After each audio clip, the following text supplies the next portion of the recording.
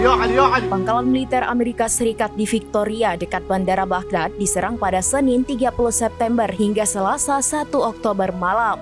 Serangan terjadi di tengah memanasnya situasi di Timur Tengah. Dikutip dari Al-Mayadin, 4 ledakan beruntun terdengar di sekitar pangkalan.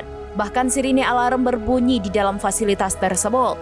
Namun, hingga saat ini belum ada kelompok yang mengaku bertanggung jawab atas operasi tersebut. Operasi ini menggarisbawahi perlawanan yang sedang berlangsung terhadap keterlibatan militer Amerika Serikat di kawasan tersebut. Pasalnya, Washington dinilai memberikan dukungan ke Israel soal agresinya di Gaza dan Lebanon. Terlebih saat ini kondisi di Timur Tengah memanas seusai terbunuhnya pemimpin Hizbullah Hasan Nasrallah. Wilayah Israel dihujani serangan dari milisi Hizbullah hingga Houthi di Yaman. Dikutip dari The Times of Israel, seusai insiden ini tampaknya serangan darat Israel ke Lebanon diduga akan segera terjadi. Pasalnya, Kepala Pertahanan Israel sudah berbicara tentang babak baru dalam perang melawan Hizbullah. Meski demikian, Amerika Serikat mendesak agar gencatan segera dilakukan di perbatasan Israel-Lebanon.